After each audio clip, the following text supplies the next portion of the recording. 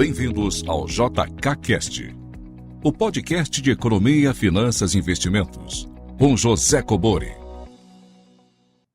Sejam todos muito bem-vindos a mais um episódio do JKCast. Pessoal, perguntas em áudio e texto para o WhatsApp 61 981 17 0005. Perguntas entre 40 segundos e 1 minuto, se identificando de onde você fala e gravando de locais silenciosos.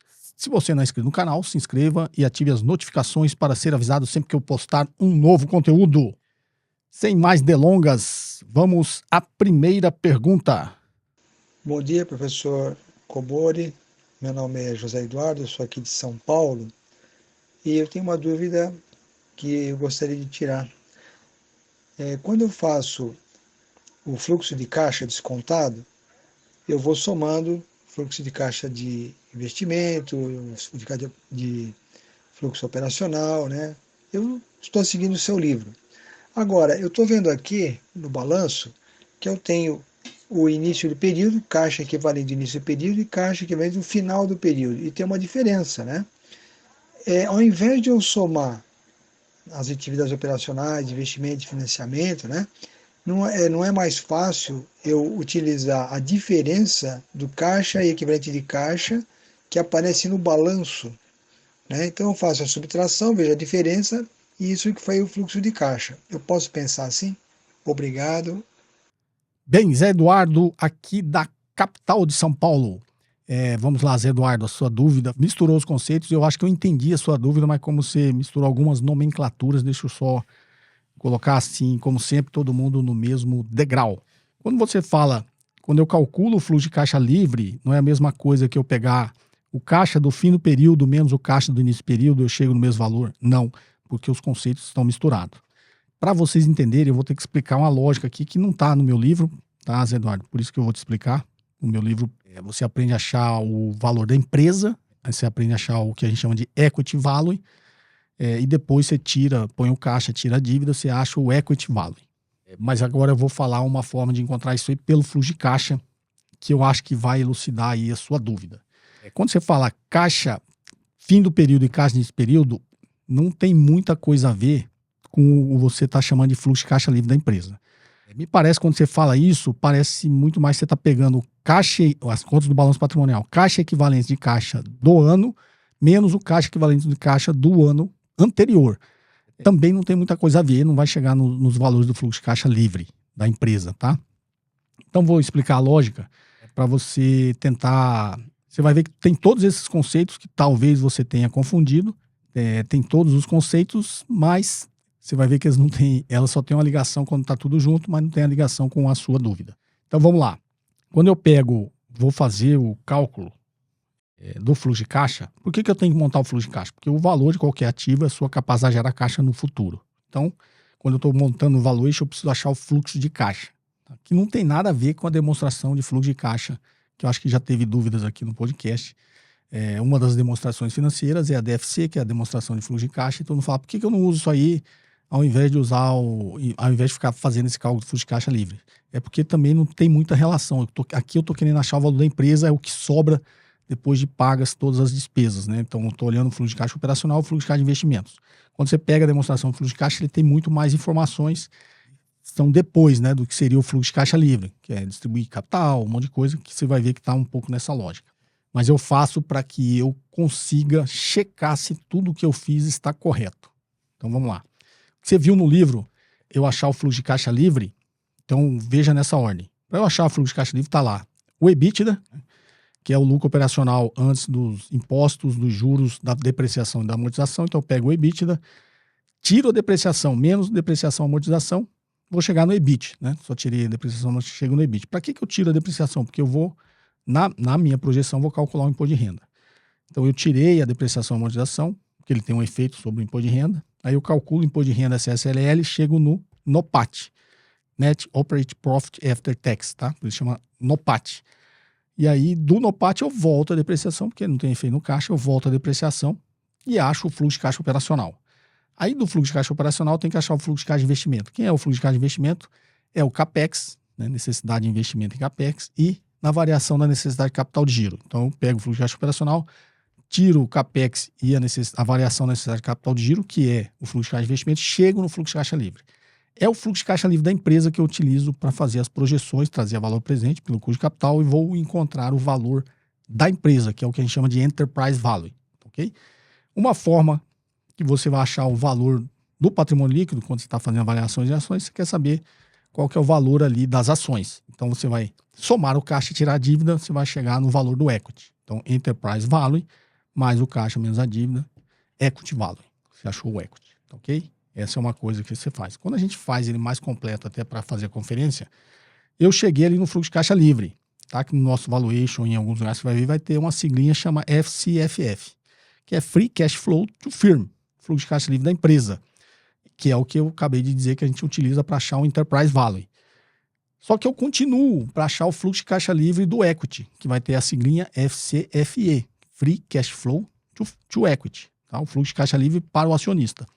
Então, abaixo desse fluxo de caixa da empresa, fluxo de caixa livre da empresa, eu vou tirar lá a amortização de empréstimo, receitas e despesas financeiras, variação no patrimônio líquido, resultado não operacional, inclusão do efeito da dívida sobre o imposto de renda e a CSLL, vai ter uma série de contas que eu vou tirar e vou achar o fluxo de caixa livre para o acionista, ok?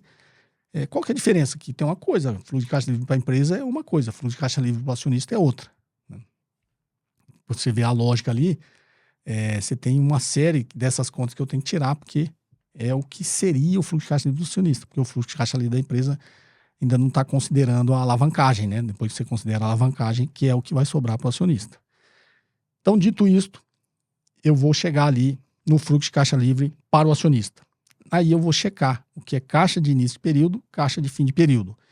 Então você vai ver lá uma sigla Cash EOP, Cash BOP, né? O inverso, na realidade, né? Então Cash BOP é Cash Beginning of Period, Cash End of Period, ou seja, início e fim de período. Então o Cash início de período é o fim de período do ano anterior. Okay? O cash fim de período é o fluxo de caixa livre para o acionista, tá? Mais o caixa início de período, você vai achar o caixa fim de período. Okay? Aí você vai fazer uma checagem para ver se essa continha que você fez está certa. Tem que bater. Como você vê que bateu, aí você usa as contas do balanço patrimonial, que é caixa equivalente de caixa. Então vai ser caixa equivalente de caixa desse ano, menos caixa equivalente de caixa do ano anterior, menos o fluxo de caixa livre para o acionista, tem que zerar, tem que bater. Tá, ok? Então, nessa explicação que eu falei, tem toda essa nomenclatura que talvez você esteja confundindo. Caixa equivalente de caixa de um ano menos o outro tem que dar o fluxo de caixa livre para o acionista. Quando você fala caixa início de período, caixa fim de período, é essa última parte que eu falei dessa análise, né? Caixa início de período, obviamente, caixa fim de período do ano passado, caixa fim de período, fluxo de caixa livre para o acionista, mais o caixa início de período, você vai achar o caixa fim de período. Tá ok, Zé Eduardo? Acho que essa era a sua dúvida. Espero não ter ficado tão complexo.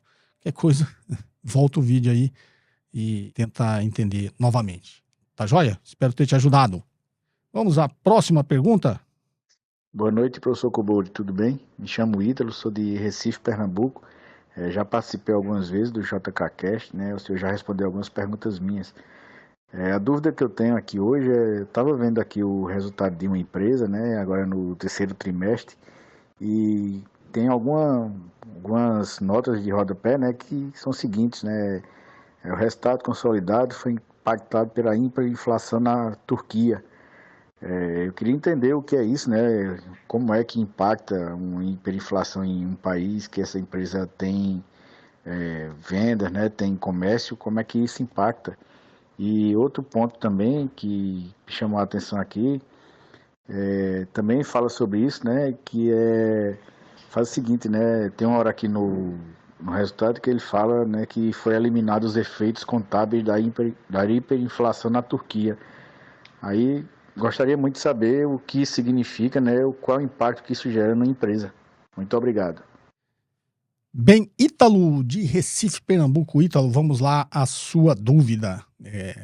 Você disse que na demonstração da empresa está lá o resultado com hiperinflação na Turquia. Obviamente ela deve ter uma subsidiária na Turquia. E depois você complementa sua dúvida que lá na demonstração contábil, no nota de rodapé, está dizendo que eles consideraram, né? Excluir o efeito dessa hiperinflação. teoricamente é simples, né? A legislação permite, né? Nem todas as empresas fazem, principalmente empresas de países que têm inflação baixa, acabam não fazendo, mas a CVM permite que você faça esses ajustes nas suas demonstrações. Por quê? Imagine, hiperinflação, vou arredondar, digamos que foi 100% ao ano. Então, um produto que ele vendia por 1, né, com a hiperinflação, o mesmo produto, só com a correção monetária, deu 2. Então, teoricamente, se você não considerar essa hiperinflação, é como se você tivesse dobrado a sua receita. E, na verdade, você não dobrou a sua receita, você dobrou a sua receita pelo efeito da hiperinflação. Tá ok? Então, você vai ter uma notinha lá dizendo, ó, não é que o nosso resultado lá melhorou, a gente vendeu o dobro. Não, a gente vendeu a mesma coisa, só que a receita foi o dobro porque teve essa inflação, essa hiperinflação, no nosso exemplo aqui, de 100%. Então, é por isso que tem essa informação lá, para você acionista, lá, fala, nossa, nosso negócio na Turquia dobrou de tamanho. Não dobrou de tamanho, continuou exatamente igual, a receita foi dobrada pelo efeito da hiperinflação, tá? Simples assim, é isso. E aí você pode reconhecer isso nas suas demonstrações, porque quando a inflação é muito alta, ou no caso é hiperinflação, você estaria pagando o imposto sobre a inflação, né? Então você pode fazer alguns ajustes, porque isso vai ter um efeito, né, no imposto que você paga, tá ok? É simples assim, aí a empresa faz os ajustes e coloca lá na nota de rodapé. Espero ter te ajudado, Ítalo. Vamos aqui à próxima pergunta, agora em texto. Boa noite, professor. Aqui quem fala é Pedro, de Brasília. Possuo uma dúvida. Na hora de calcular o WACC, durante o valuation, preciso calcular o custo de capital de terceiros. Mas como posso pegar esses dados nos relatórios das empresas? No caso, eu pego a taxa da última debenture ou o empréstimo da empresa. Calculo o passivo total sobre o capital oneroso ou pego a taxa da debênture mais longa. Grato pelos ensinamentos, professor. Bem, vamos lá, Pedro de Brasília. Pedro, quando você está fazendo uma análise, de novo, eu vou falar a forma simples e uma forma um pouco mais complexa, que você não vai fazer para avaliações, tá?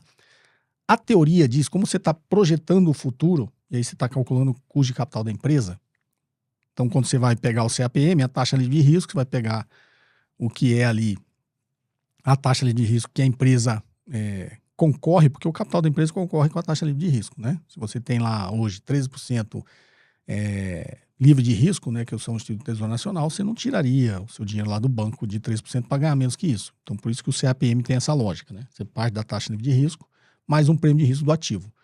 Então, quando você pega isso aí, de alguma forma, você está pegando o custo do ativo de risco. Quando você pega o custo de... Estou falando de CAPM. Quando você pega o custo de capital terceiros, ele também parte, todo o dinheiro na economia parte da taxa livre de risco.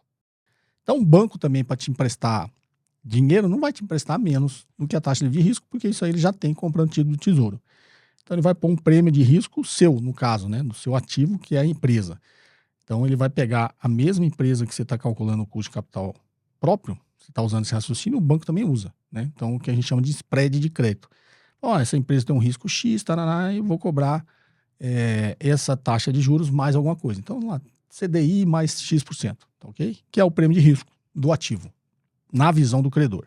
Então, dessa forma se calcula o WACC. Só que você está calculando para usar ela como taxa para achar o valor da empresa. Então, todo ativo vale aquilo que ela consegue gerar de caixa no futuro. Então, o valor de qualquer ativo é a capacidade de gerar caixa no futuro. Como você está projetando o futuro, a teoria diz que no capital terceiro você tem que usar o custo de novas emissões, né? O que é o custo de novas emissões?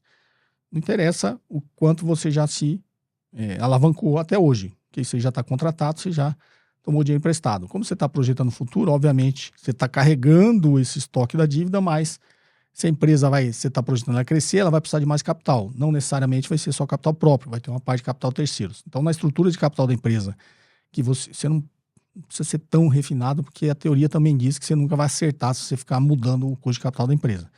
Mas a teoria diz que você precisa usar o custo de novas emissões. Então, se eu precisar tomar mais alavancagem, ou seja, tomar mais dinheiro emprestado para financiar esse meu crescimento, qual a taxa que eu vou conseguir acessar? Então, tem várias formas de você ver isso. Geralmente, você usa a trajetória, a curva de juros da trajetória, se a empresa precisar continuar se alavancando, qual a taxa que você vai usar ali para considerar como capital terceiros. Essa é uma forma de você ver e calcular o negócio, ok? Uma forma mais refinada, novamente, que a gente usa quando está fazendo você está comprando uma empresa inteira, então você está fazendo um valor do M&A, a gente planilha toda a dívida da empresa. Então tem lá, ele tem 50 contratos de dívida, tem 10 contratos de dívida. Você pega cada contrato, qual o prazo que ele negociou, qual a taxa de juros, você vai planilhar isso tudo. E aí lá, depois de você planear toda a dívida, vai ter o saldo devedor da empresa e vai ter as taxas de juros que ela paga em cada contrato desse. Então você vai ponderar, né, o saldo da dívida de cada contrato com a taxa de juros de cada contrato. Você vai ponderar isso aí, você vai achar o custo de capital terceiros. A gente dá um refinamento maior. Como eu falei do custo de novas emissões, bom, essa empresa, de forma ponderada, o custo de capital terceiros dela é 15%. Ok, mas foi 15% até hoje, o que ele já tem contratado. Se ele precisar tomar mais dinheiro, quanto é que ele vai conseguir? Ok, aí é um cálculo um pouco mais complexo, a gente coloca ali custo de novas emissões ou não. Para considerar, você pode não considerar custo de novas emissões. Teoricamente, você considera que ele vai continuar com aquele custo de capital, mas se o ambiente for muito incerto, se ele tiver muitos projetos de crescimento, você pode falar, bom, custo de novas emissões. Então, nessa composição que você fez, você parte de uma outra taxa livre de risco. Você considera uma outra taxa livre de risco, vai pegar cada contrato, esse aqui era CDI mais 3, esse contrato era CDI mais 5, esse era CDI mais meio. E aí você vai fazer toda a conta de novo, partindo de uma taxa de risco diferente, vai ponderar de novo, vai chegar num custo de capital terceiro diferente. Então, essa é a lógica. Tá ok, Pedro? É complexo? É, mas se não fosse complexo, qualquer um faria, né? Então, por isso eu acho que vocês têm esse interesse em aprender, pelo menos entender a lógica de como é feito esses cálculos. Tá ok, Pedro? Espero ter te ajudado. Pessoal, o episódio de hoje fica por aqui. Teve outras perguntas até boas aqui, mas com um chiado de frente, novamente, um chiado de fundo, que eu sempre falo aqui para vocês tentarem gravar de locais silenciosos, né? Aparentemente, ele estava correndo no carro com a janela aberta e gravou a pergunta e ficou, né, aquele barulho muito alto no fundo e a qualidade ficou sofrível aqui para eu colocar no ar para vocês, tá ok? Então, a equipe sofreu para escutar a pergunta e vocês sofreriam muito mais. Tá joia, pessoal? Então o episódio de hoje fica por aqui. Espero que vocês tenham apreciado. Perguntas em áudio e texto para o WhatsApp 61981170005. Perguntas entre 40 segundos e 1 minuto. Sempre se identificando de onde você fala e gravando de locais silenciosos. Se você não é inscrito no canal, inscreva-se e ative as notificações para ser avisado sempre que eu postar um novo conteúdo. Um forte abraço e até o próximo episódio. Você ouviu mais um episódio de JK Cast, o podcast de economia, finanças e investimentos com José Cobori.